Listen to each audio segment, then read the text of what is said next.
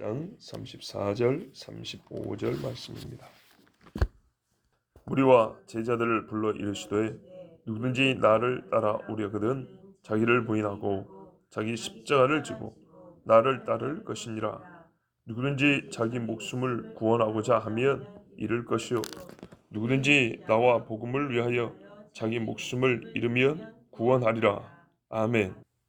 제가 설교 전에 이 말을 해야 되는가 말아야 되는가 고민이 좀 됐는데요. 방금 직전에 제가 아주 좋지 않은 꿈을 꿨습니다. 교회와 관계된 참 꿈이었는데 말도 안 되는 일인데 그 꿈이니까요. 다시 생각해보니까 꿈 안에서 귀신이 2번 나를 덮으려고 그랬습니다. 2번. 네. 예수 이름으로 말을 못하게 잡아놨는데 누워있는 나를 덮쳐갖고 말을 못하게 잡아놨는데 말해야 쫓아낼 거 아닙니까? 근데 예수 이름으로 하고 몰아냈습니다. 더 강하게 덮쳐오길래 웃었습니다. 아까 쫓겨났고 여기 또 그러네. 그리고 예수 이름으로 쫓아냈습니다. 그런데 귀신이 나만 개인적으로 공개한 게 아니라 참 어두운 상황인데요. 새벽 예배였어요. 예배당은 엄청 큰데 새벽 예배인데 제가 설교 중인데 말입니다. 꿈입니다. 최장로님 혼자 계시더라고. 꿈인데 제가 잠을 깼어요. 무슨 말이냐면 설교하다가 제가 잠이 들어버린 거예요. 엄청 피곤한 날이었는 거예요. 엄청 피곤하고 새벽 설교 예배당은 지금 다 큰 교회인데 불이 꺼져 있는 상태고 불이 켜져 있는 것도 아니에요. 불이 꺼져 있는데 수장님 혼자 계신데 제가 잠이 들어가지고 번뜩 깼어요. 설교를 마무리한다고 하는데 잠결에 그냥 말도 안 말이 나오나 이게? 근데 그때 마침 저희 집사람이 와가지고 제가 이제 마치고 그래 이래 하고 이제 내려가려고 하는데 느낌이 이상해서 봤더니 그 설교 끝부분에 오신 분들이 있었어요. 늘 이 새벽에 오신 분들 뭐 이장로님, 학원사님, 뭐 정순이 권사님 지금은 안 보이지만 하여튼 이런 분들이 한 4-5분이 더 계신 거예요. 제가 이제 하여튼 그분들이 이제 다 같이 나가셨어요. 그리고 제가 교회가 엄청 크니까 강대상에서 내려오는 것도 멀고 내려서 이렇게 강대상 밑으로 통로가 있더라고. 이렇게 하고 본다고 나오는데 또 낯선 사람들이 한 5명, 6명 왔어요. 근데 여기는 이제 얘기를 안 해드리는데 꿈이니까요. 사람이 자꾸 바뀌죠. 처음 본 사람이 자꾸 바뀌는데 말도 안 되는 소리로 그 새벽에 교회를 쓰겠다는 거예요. 이유가 뭐냐 했더니 이유를 말 안 하고 이유를 말 안 하면서 나를 아주 못된 놈으로 말하는 거예요. 담임 목사가 이 새벽에 와서 교회를 왜 쓰겠다냐고 물어보는데 그걸 몰라도 된다는 둥, 나중에 얘기를 하겠다는 둥, 그냥 내주면 되지 그걸 왜 안 내주면서 그러냐면서 아주 진짜 정신 이상한 사람. 어떤 사람은 남자인데 나한테 뽀뽀를 하려고 그러고 어떤 사람은 가까운 지간인데 나를 아주 못된 사람 보라고. 화가 납니까 안 납니까? 예, 꿈에서 그랬지 여차하면 주먹 쓸 뻔할 정도로 화가 나는 상황에서 굉장히 불쾌했어요. 그 짧은 시간에 교회를 배경으로 2가지 사건이 일어났는데 아주 불쾌해가지고 제가 잠은 깼는데 엎드려서 기도를 했어요. 계속. 그러다가 하나님 지켜주십시오 하고 올라오는데 딱 생각했어요. 그 전에 귀신이 2번 덮으려고 했던. 그래서 그게 연결이 안 됐었는데 왜? 뒤에 사건이 너무 인상 깊어가지고 그 직전에 있었던 그거를 생각은 못했는데 꿈이지만 악한 영이 2번 덮으려고 했는데 2번 몰아냈더니 얘가 내가 안 되니까 주변을 2번 어지럽게 만들었어요. 그래서 이거는 여러분에게 기도를 부탁을 해야 되겠다. 그래서 지금 말씀을 드립니다. 아까운 설교 시간에 딴소리한 게 아니고 가끔 어떤 꿈들은 아주 불쾌하지만 그냥 꿈이라고 넘어가는 경우가 있고 어떤 거는 이거는 기도를 반드시 해야 된다. 이런 생각이 들 때가 있습니다. 그래서 설교 마치고 우리 꼭 교회를 위해서 그리고 저를 위해서 오늘은 부디 기도를 부탁드리겠습니다. 자, 오늘 말씀 보겠습니다. 예수님이 무리와 제자들을 불렀습니다. 무리가 있었네요. 예수님이 빵 줄 때 모이는 그 큰 무리가 아니고 예수님을 따라다니는 12제자 외에 또 있었어요. 예수님을 보시면 70명을 따로 보내시며 기억나시죠? 그리고 갈릴리에서 따라온 여인들, 공교했던 여인들, 그리고 뭡니까? 예수님이 부활한 후에 이 사도를 또 뽑는데 뭐라냐면 그 예수님의 세례로부터 부활할 때까지 우리와 함께 있었던 무리들 이렇게 해가지고 12제자 외에 준 사도급으로 함께한 사람도 있어요. 그럼 자 여기서 우리가 생각해 볼 게 뭐냐면 베드로가 예수님을 뭡니까? 신앙 고백하고 또 십자가 지지 말라고 막 뭐라 했잖아요. 여기에 동의하지 않거나 다른 생각을 가진 제자들 또는 제자급의 이 무리가 있었겠구나라는 생각을 해봅니다. 예수님이 누구냐고 신앙 고백을 할 때 제자인 베드로가 아주 멋진 고백을 했지만 그 옆에 사람들은 그것은 미치지 못한 생각을 하고 있는 사람도 있었을 것이고 거꾸로 예수님이 십자가 왜 집니까? 라고 막 예수님한테 막 소리 지를 때 그 무리 중에는 사도 12명이나 못 들어가지만 이 무리 중에는 어떤 사람은 아이고 수제자가 돼갖고 왜 수제자란 말이 없을 정 왜 그 12명이 들어간 제자인데도 예수님이 왜 지금 예루살렘 와지를 모를까 하고 안타까워하는 사람도 분명히 있었을 것입니다. 무슨 뜻인지 아시겠죠? 12명에 모자라거나 12명보다 더 뛰어난 사람도 있다 이 말입니다. 반드시 12명이 최고는 아니란 얘기죠. 왜? 가룟 유다 같은 사람을 봤을 때는 이거는 12에 들 수도 없는 사람 아니겠습니까? 자, 어쨌거나 이런 무리들이 있었는데 이들에게 예수님은 뭡니까? 제자들 아니 이 사람들 보는 데서 예수님이 제자 베드로를 엄청나게 책망을 했죠. 사단아 물러가라. 이야, 예수님이 지금까지 말씀하신 것 중에 제일 무서운 말이었어요. 진짜 눈앞에 보이는 귀신 든 사람한테 말한 거 외에 말짱해 보이는 사람한테 그것도 자기 제자한테 자기가 부른 제자한테 사탄아 물러가라. 이거는 사람이 이런 말 할 수 있나 할 정도로 아주 극단적이고 끔찍한 말이잖아요. 사람을 말로 죽인 거잖아요. 사탄아 물러가라. 이것을 베드로도 받아들이기 어려웠을 겁니다. 베드로가 이 말씀 듣는 순간 사람이 이 생각이 멈춰버렸을 줄 모릅니다. 예수님이 나보고 사탄이라니. 우리가 현실적으로 생각을 해보세요. 내가 존경에 맞지 않는 사람인데 내 앞에서 이 순간 나보고 이 버러지 같은 놈이라 하면서 욕을 팍 한다고 생각을 해보세요. 내 딴에는 생각한다고 한 소리예요. 십자가 지면 안 된다고. 물론 속에 한 자리를 감추고 있었지만 야 이렇게까지 과하게 예수님 나한테 뭐라 할 수 있나. 제자들 역시 놀랐을 것이고 옆에 함께하던 무리들도 정말 마른 안에 날벼락을 맞는 것처럼 그 자리에서 멈춰 섰을 겁니다. 그래 예수님이 이 기회에 왜 베드로를 그렇게 책망할 수밖에 없었는가? 그리고 예수님이 십자가를 진다는 것이 무슨 말인가? 제자가 누구인가에 대해서 가르쳐주기로 작정하셨습니다. 정말 이들에게는요 받아들이기도 어렵지만 이해할 수도 없는 말이었어요. 어떤 의미에서 베드로가 사탄이지? 아까 극찬을 해줘놓고 진심으로 베드로를 거의 정죄하다시피 한 말씀하는 이건 무슨 이중인격자도 아니고 이게 뭔 상황이지 하고 아주 의아하고요. 만일 선생님이 이런 식으로 자꾸 말을 하면은 신뢰도가 떨어집니다. 사람이 의심스러워지겠죠. 그래서 예수님이 제자들이 더욱더 자기로 말미암아 실족하지 않게 하시려고 이제 말씀을 이어갑니다. 예수님도 압니다.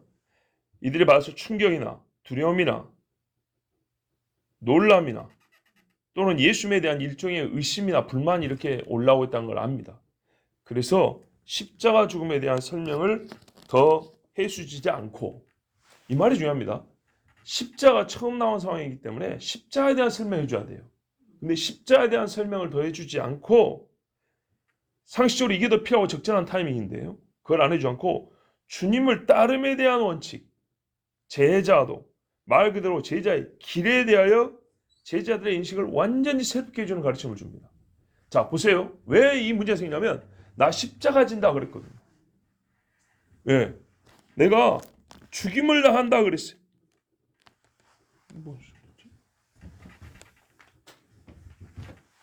죽임을 당한다 했기 때문에 이것 때문에 사단이 일어난 거란 말이죠. 그러면 이 죽임을 당하는 것에 대해 얘기를 해줘야 되는데 그러지 아니하고 너희가 나를 따르는 것에 대한 얘기죠. 내가 죽는 문제를 설명 안 해주고 그러니까 놀랄 필요 없다 이래야 되는데 이게 적절할 것 같은데 그러지 않고 그거는 다음에 또 가르쳐 줄 거고 너희는 기본이 잘못됐어. 나를 지금 따르고 있는 것이 뭔지는 모르고 지금 여기까지 왔다 이 말이에요. 이게 제대로 됐으면 십자가를 지든지 돌을 맞든지 칼을 맞든지 상관이 없는 건데 이게 잘못돼 놓으니까 죽는다 그러니 여기서 이렇게 예수님 앞에 베드로가 핏대를 세운 거예요. 자, 이렇게 인식을 새롭게 하신 이유는 제자들이 자기들의 한 말의 뜻을 모르기 때문이에요.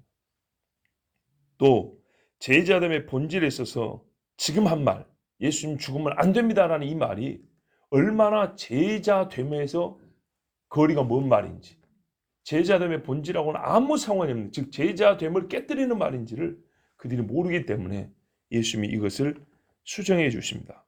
자, 제자들이 지난 3년간 동고동락했습니다. 예수님과 즐겁고 괴로움을 같이 당했습니다. 그러나 지금 이 예수님의 죽음에 대하여 부동의한다면 지난 3년은 아무것도 아닙니다. 사도행전을 보십시오. 3년의 동행이 없어도 바울이 예수님을 핍박했던 사람 바울이 한 번 만나고 어떻게 됐습니까? 사도가 됐습니다. 야고보를 보십시오. 3년 내내 예수님을 조롱한 사람인데 부활한 주님을 만나고 어떻게 됐습니까? 존경받는 교회 지도자가 됐습니다. 그죠? 그러니까 이 3년이 경험한 사람들에게는 고유하고 가치 있는 경험이지만 이것이 절대적인 제자의 과정은 아니에요. 그렇죠? 다른 방법으로 예수님 제자 많이 세우셨어요.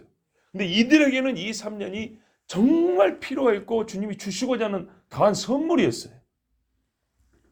이 경험이 없는 사람과의 관계에서 볼 때 이 경험이 있고 제자가 되고 사도가 된 사람들은 훨씬 더 주님께 받은 복이 큰 거예요. 그러나 이걸 경험하지 않았다고 해서 사도가 안 되는 거 아닙니다. 또는 이 경험을 했으나 결정적으로 예수님의 죽음을 받아들이지 못하면 사도 못 됩니다. 예수님이 가르쳐줍니다. 아무든지 나를 따라오려거든. 자, 예수님의 대속 죽음을 모르면 헛되게 추정한 것이라 그랬죠. 그래서 이걸 가르쳐줍니다. 누구든지 나를 따라오려거든. 따라가는 제자죠. 제자도를 가르칩니다. 그는 자기를 부인해야 한다. 이 자기 부인이라는 말이 하나의 잘 정리된 용어입니다. 그러다 보니까 이 용어를 들을 때 우리는 깔끔한 정리있지만 그 실감을 잘 못해요. 풀어서 말하면 번역하면 이겁니다. 누구든지 나를 따라오려거든 그 사람은 그 자신을 제 것이 아니라고 부인하라. 느낌이 다르죠? 예. 명제로 자기 부인 이거하고 나를 따라오려거든 그 사람은 자기 입으로 이렇게 하라는 얘기입니다.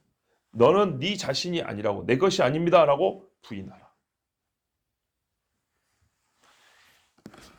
부인이라는 것은 자기를 부인한다는 것은 무슨 칭찬을 듣는 순간에 겸손, 겸양의 모습을 보이는 것이나 물질을 공급하고 드러내지 않는 것이나 재능을 타인과 주님을 위해 쓰고 박수받기 전에 돌아가는 것이나 이 정도를 얘기하는 거 아닙니다. 나는 내 것이 아닙니다. 우리 살면서 이런 말은 그래도 언제 좀 근접하게 쓰냐면 근접한 상황이 언제냐면 포로가 정복자에게 하는 말, 신하가 주군에게 하는 말, 부부관계에서 배우자가 완전히 자기 배우자를 신뢰하고 자기를 의탁할 때 하는 말입니다. 그렇죠? 철저한 신뢰관계에서 하는 말입니다. 그걸 자기를 완전히 맡길 때 맡길 수밖에 없거나 맡기기로 약속할 때 하는 말입니다. 근데 예수님이 이걸 요구한 거예요. 절대 복종 내지는 절대 순종 외에 다른 것은 둘의 관계를 형성할 수 없는 그런 관계에서 쓰는 말이 나는 내 것이 아닙니다라고 고백을 하는 거예요. 상대에게. 이게 절대 복종을 약속한 그리고 그게 결정된 상태에서 하는 말일 때 최고의 포기를 표현할 때만 어울리는 말입니다. 나는 내 것이 아닙니다. 이게 부부관계 있을 때는 굉장히 낭만적이고 가슴 뭉클해지고요. 죽음 관계 있을 때는 피가 끓게 돼 있고요. 그죠? 포로와 정복자 관계에서는 오히려 복수심이 불타는 뭔가 사람의 마음을 극단적으로 치고 올라오게 만드는 그런 말입니다. 나는 내 것이 아니라 당신 것입니다. 근데 예수님이 그렇게 말하래요. 그는 그 자신을 제 것이 아니라고 부인하라. 따라오려거든. 제자들은 그물은 내 것이 아닙니다. 아버지와 식구들 버리죠. 내 집은 내 것이 아닙니다. 레위인이 세관에서 나왔죠. 직장은 내 것이 아닙니다. 이렇게 말해 왔었어요. 이것도 훌륭해요. 그런데요, 이것도 자기 분에 들어가긴 들어갑니다. 왜? 내가 거기서 살잖아요. 나의 일부잖아요. 나를 정의하고 형성하고 나의 삶을 영위하는 중요한 요소들이잖아요. 그렇지만 자기 자신을 포기하지는 않은 거예요. 예수 따르면서 대가를 요구했어요. 포기한 대가를 요구했다고요. 이 땅에서. 마태복음 19장 27절에 이에 베드로가 대답하여 가로되 보소서 우리가 모든 것을 버리고 주를 찾았사오니 그런즉 우리가 무엇을 얻으리까? 이 기대는 예수님과 생각이 달랐어요. 여리고를 무너뜨린가 봐도 정말 하나님 앞에 천번 만번 찬양을 불러도 부정한데 아가는 살짝 숨겼어요. 마가복음 10장 30절 이 뒤에 나온 말입니다. 이 말을 듣고도 정신을 못 차리니 이건 뭐 여짜오되 주의 영광 중에서 우리를 하나는 주의 우편에 하나는 좌편에 앉게 하여 주옵소서. 보세요. 자기를 버리지 않았어요. 그래서 우리 주님이 첫 번째 자기를 제 것이 아니라고 부인하라. 두 번째 그리고 뭐라요? 자기 십자가를 지고 말이 짧다고 좋은 게 아니에요. 짧게 이렇게 두룩 넘어가 버리면 의미가 인식이 안 돼요. 똑바로. 원래 말대로 하면 차근차근 이렇게 된 거예요. 그는 그 자신을 제 것이 아니라고 부인하라. 그리고 자신의 그 십자가를 짊어져라. 그런 후에 그리하여 나를 따르라. 아주 끊을 수 없는 두꺼운 쇠고리가 사슬로 쫙 짱짱하게 연결된 느낌이죠. 말이 원래 그런 거예요. 수룩 넘어가 버리면 마음도 편하게 넘어가 버려요. 자, 자기 십자가 그거를 져라. 여러분 많이 말씀을 드린 기억이 있습니다만 자기 십자가 우리가 일종의 고통스러운 일, 억울한 사건, 타인을 위하여 손해보는 것 정도로 여기는 일이 많습니다. 그러나 이것은 틀린 건 아니지만 많이 부족한 대답입니다. 생각입니다. 이어지는 말씀에 보면 자기 부인과 자기 십자가는 모두 제 목숨과 관련됩니다. 자기 부인, 자기 십자가, 자기 목숨. 여기서 말하는 부인과 십자가는 목숨과 관계된 정도의 예수 따름의 아주 뭡니까? 최상급의 표현입니다. 목숨인데 왜 하필 여러분 십자가입니까? 십자가. 죽는다는 게 여기서 보니까 십자가 아니에요. 그죠? 뭐 이거는 문맥상 우리가 딱 그렇게 보면 그게 그 말 아닙니까? 예수님은 돌만 죽고 제자들은 십자가 지고 죽으라고요? 예수님 보기도 십자가 진다는 얘기죠. 왜? 따라오는 거니까. 주님은 제자들에게 지금까지 한 번도 죽어야 한다고 말한 적이 없다는 거 아십니까? 한 번도 없습니다. 또 죽는 방법이 십자가에 못 박히는 것이라는 것을 언급한 적도 없습니다. 한 번도 없습니다. 3년 동안. 자기 죽는다고 얘기하면서 갑자기 너희들도 죽어야 된다고 지금 이야기를 하는 겁니다. 그게 갈수록 계산이죠. 어느 날 우리 주님이 갑자기 이렇게 충격적인 소식을 말한다니까요. 지금까지 교회 봉사하고 막 여러 가지 했는데 아니다 하고 이거보다 10배, 100배 어려운 일을 갑자기 딱 내놓을 수도 있는 겁니다. 한순간 모든 걸 버리고 선교지로 가는 분 계시죠. 예를 들면 어떤 이는 다 버리고 도땅한다고 산으로 들어가고 어떤 이는 목숨 걸고 복음 들고 갑니다. 죽음과 십자가 이거 처음부터 너무 강한 말씀 아닌가요? 지금 예수님이 죽는다는 것도 감당이 안 되는데 너희가 죽어야 된다는 얘기 결국 딱 보니까 지금 그 이야기 하려는 건데 이거 이 순간 제자들 이게 감당이 됩니까? 3년 내내 처음 들었으면 차라리 나 3년 내내 생각을 안 해봤던 문제. 우리가 자기 십자를 짊어진다는 것에 대해 다시 생각한다는 뜻이기도 합니다.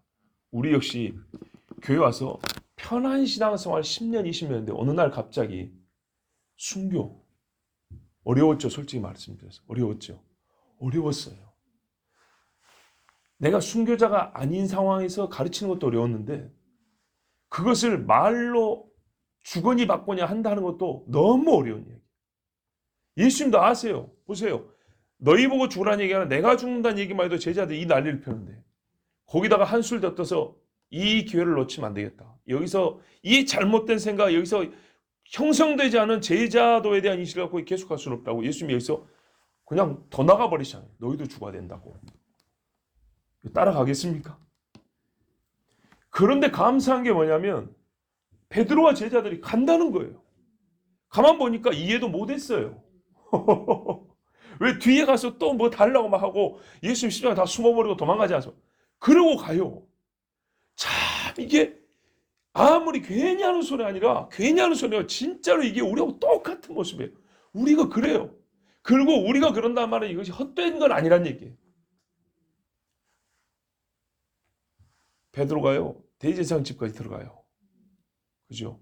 그리고 결국에는 어떻게 됩니까? 부활한 주님 만나고 성령을 받아요. 어떤 일이 아니었어요.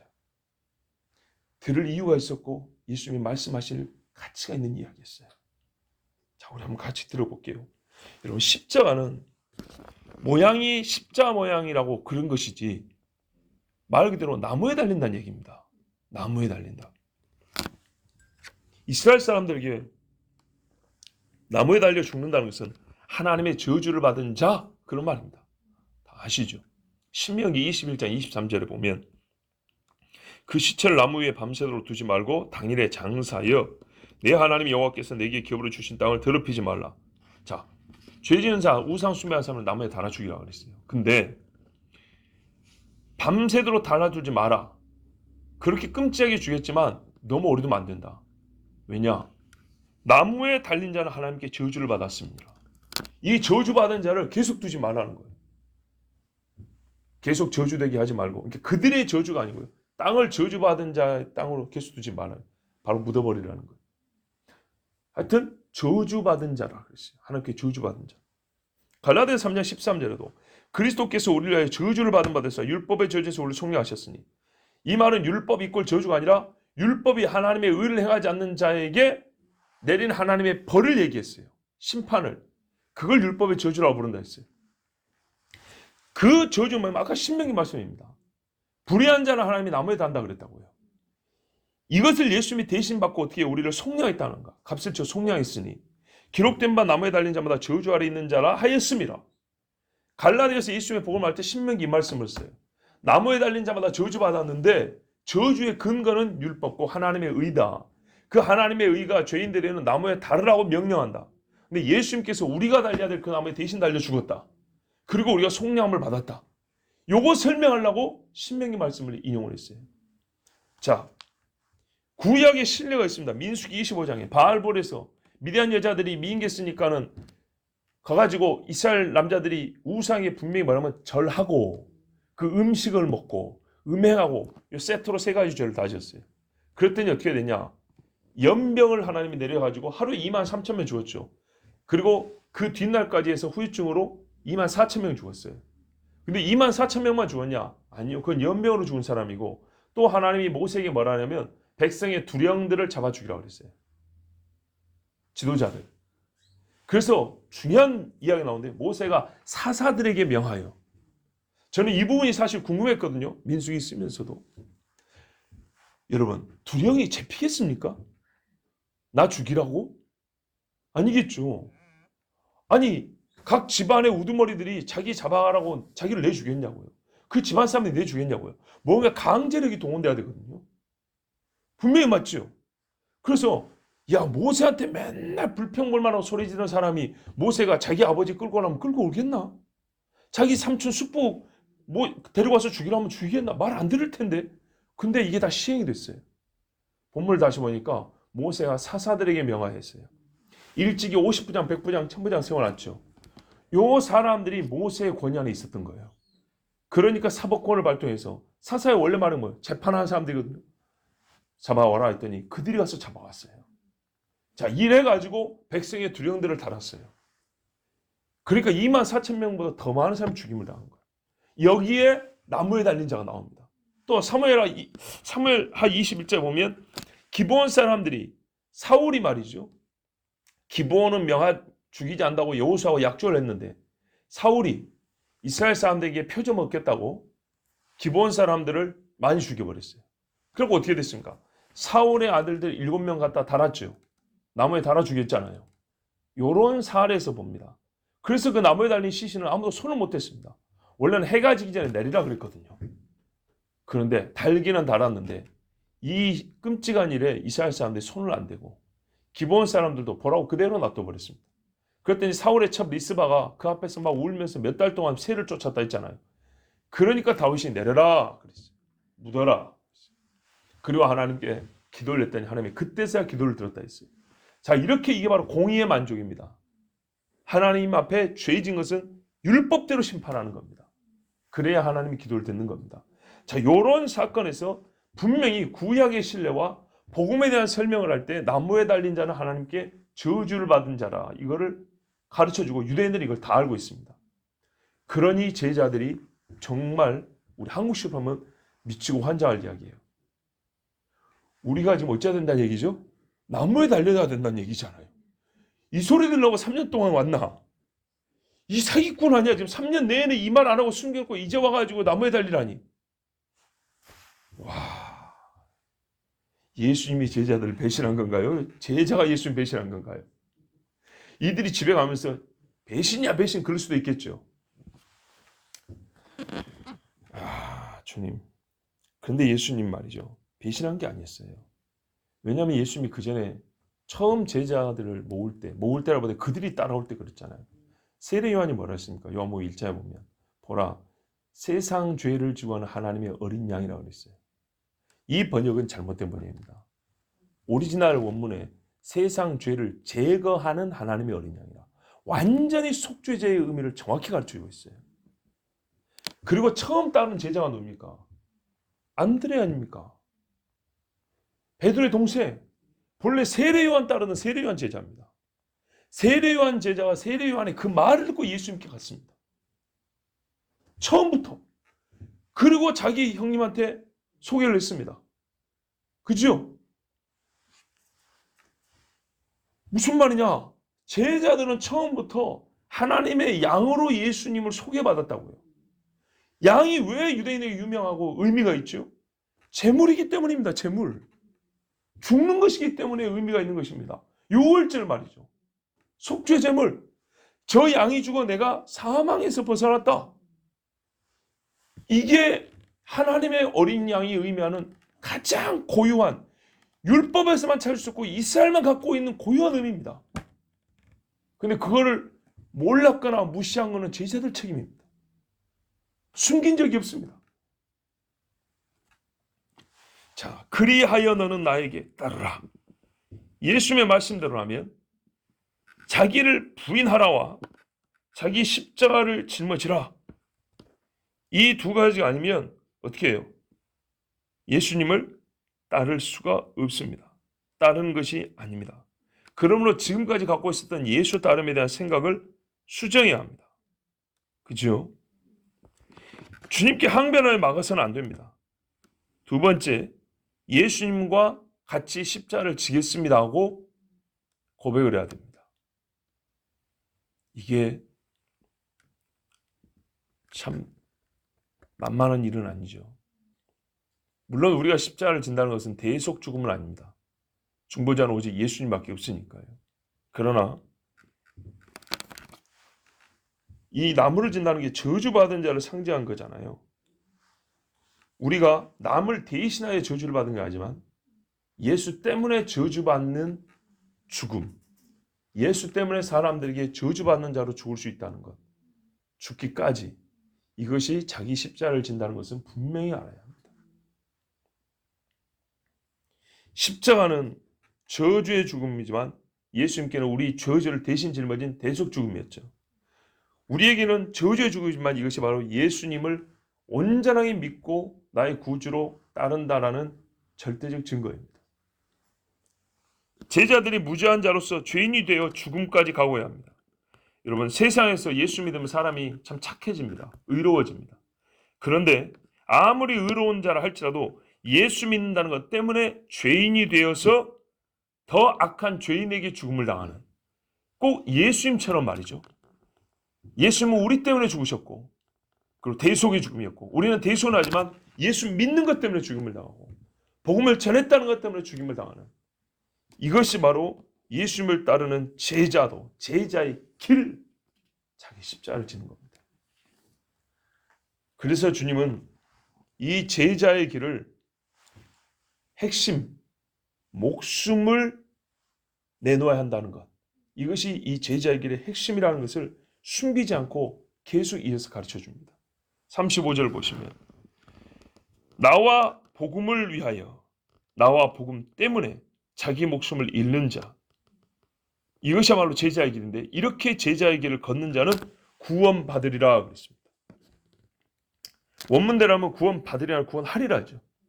예, 이것이 우리의 뭡니까 대속 이게 내가 십자가의 복음을 전했다는 것이 내가 구원받는 조건은 아니지만 하나님 편에서는 그것을 마치 조건으로 보시고 구원한다는 뜻에 가깝습니다.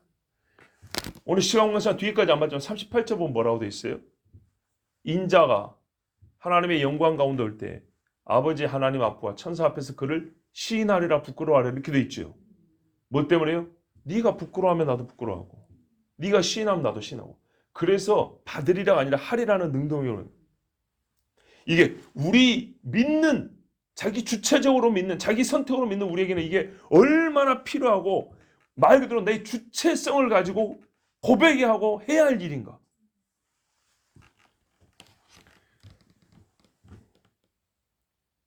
자기 목숨을 구원하고자 하면 그 바람의 반대로 잃게 됩니다. 여러분 너무나 당연한 이야기지만 목숨보다 귀한 것이 없지요. 이 목숨에 대하여 예수님은 그래서 목숨에 대하여 갖고 있는 사람들의 일반적인 정서, 상식적인 가치 기준을 가지고 이제 36절, 37절을 이어갑니다. 자 보세요. 제자의 도는 목숨과 관계된 거다. 목숨을 잃고 얻는 문제다. 이게 얼마나 중요한지 일반적으로 목숨이란 건 이렇게 여겨지지 않냐. 그게 이제 36절, 37절 이야기입니다. 보충 설명입니다.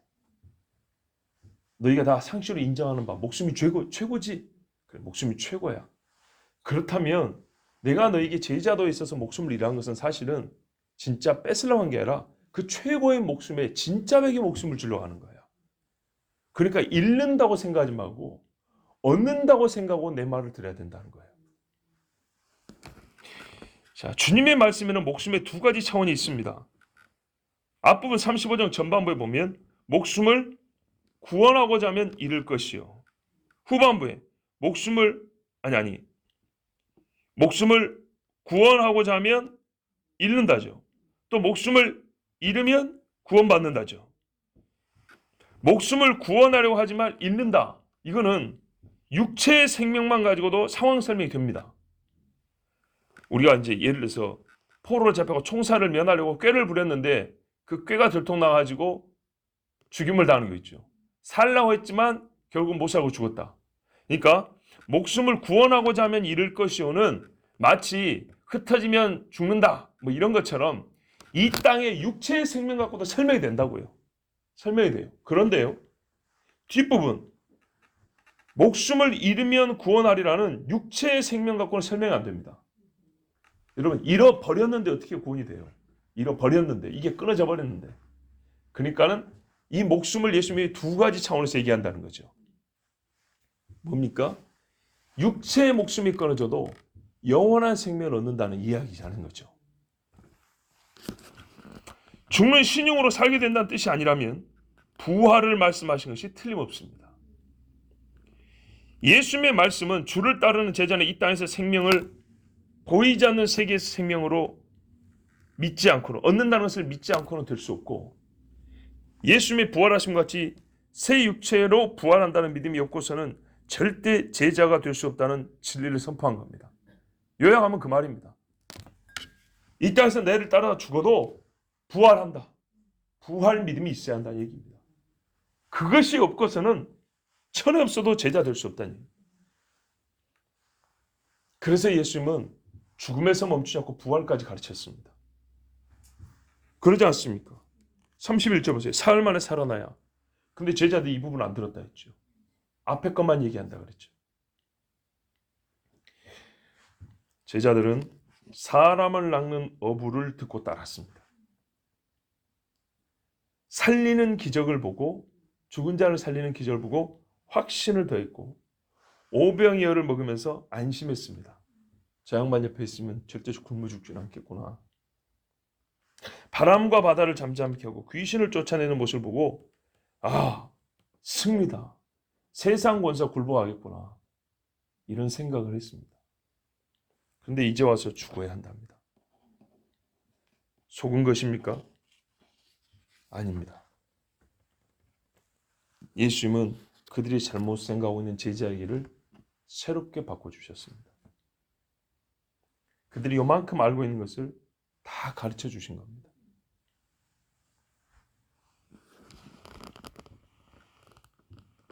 우리가 예수님을 따르고 예수님을 믿는데 여기서 깨닫습니다. 우리가 많이 세속에 물들어 있다는 것은 당연한 이야기지만 예수님을 따르고 순전히 세상 거 배경 빼고 예수님 그분에 대하여 우리가 생각보다 많이 모를 뿐만 아니라 예수님 그분이 하신 말씀에 대하여 우리가 많이 가려듣는구나. 그리고 가려듣는 거 끝난 게 아니라 가리면 이쪽은 이해가 되는데요.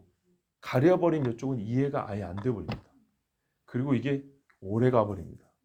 3년 갔더니 이런 일이 벌어졌습니다. 그렇죠. 3년 예수님께 3년을 들었으면 우리가 30년 배운 것보다 훨씬 예수님을 잘 알아야 되거든요. 그런데 희한하게 이상하게 가버린다고요. 우리가 이런 게 있습니다. 애매한 소리는 30년, 50년의 차이가 크지 않습니다. 분명한 소리는 석 달만 들어도 차이가 크게 벌어집니다. 무슨 말인지 이해가 되시죠? 이것도 아니고 저것도 아닌 소리는 300년 들어도 들은 사람들 사이에 많이 나오지 않습니다. 그러나 딱 부러진 소리는 3일만 들어도 이렇게 나눠집니다. 물론 그것은 이 땅에서의 삶의 경험으로도 그렇다 이 말입니다. 진리 문제는 더합니다. 진리 문제는 더 멀어집니다. 그리고 내가 따르지 않고, 이건 이제 우리의 삶에서도 그럽니다. 내가 듣고 행하지 않고 가잖아요. 행하지 않는 사람들끼리 3,000명, 3만 명 모였어도 분열 안 일어납니다. 그런데 그 중에 몇 사람이 제대로 살아버리잖아요. 그러면 나눕니다. 거꾸로 그 중에 몇 사람이 고라처럼 반역을 해버리잖아요. 그러면 나뉩니다. 우리 주님은 이런 식의 몸을 우리에게 원하지도 않고 가르치지 않았습니다. 모두가 자기 자신을 그래서 이름을 똑바로 해야 됩니다. 우리 중에 어떤 이는 나는 반그리스도인입니다 한 사람 없습니다. 나는 반교인입니다. 반공인은 있어도 반교인입니다라고 자기 입으로 그렇게 말하는 사람 아무도 없습니다. 우리는 다 뭐냐면 그리스도인이라고 합니다.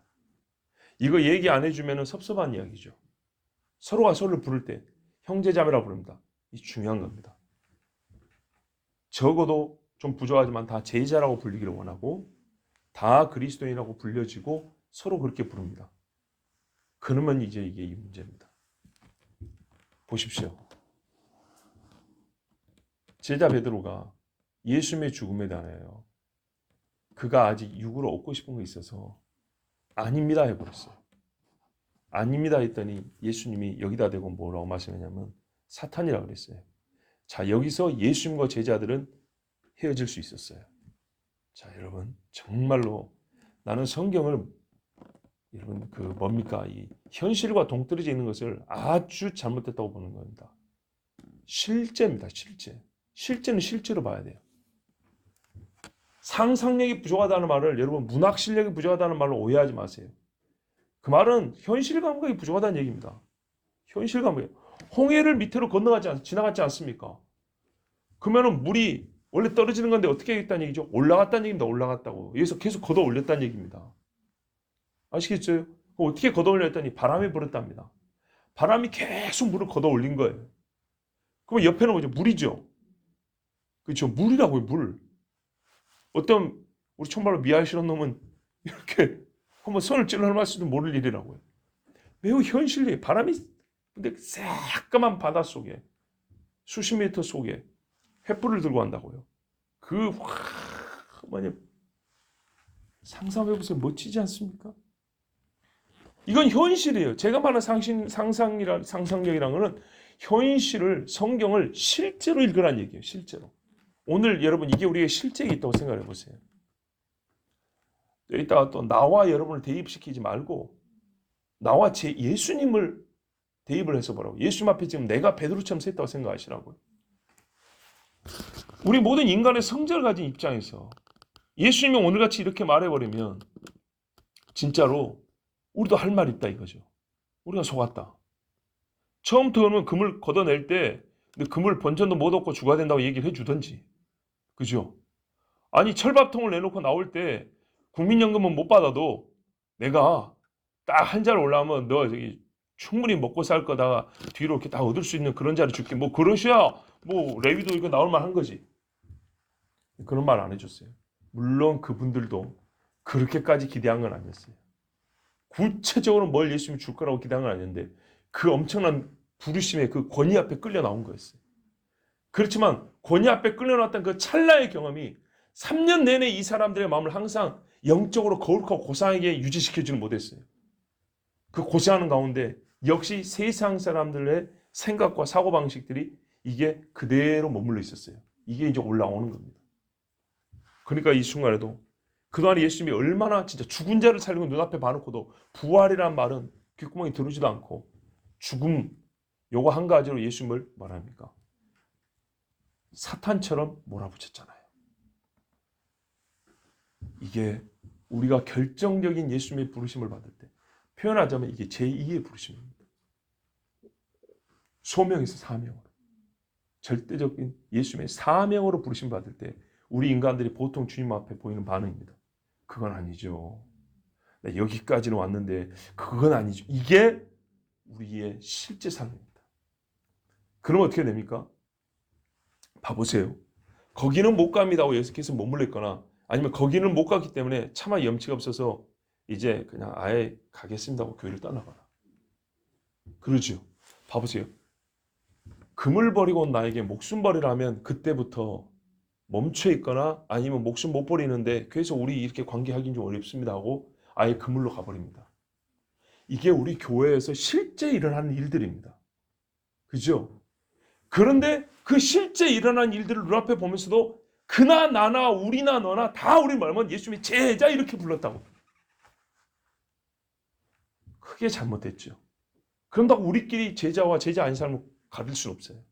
우리끼리 무슨 제자 훈련 받았다고 제자요 안 받았다고 아니라고 이렇게 말한 거는 그건 우리에게 자격이 없는 일.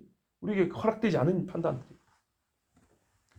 그러므로 지금은 판단하자는 얘기 아니고 순전히 내 자신을 딱 베드로 자리에 놓고 이 제자와 무리 자리에 놓고 봐야 된다 이 말이에요.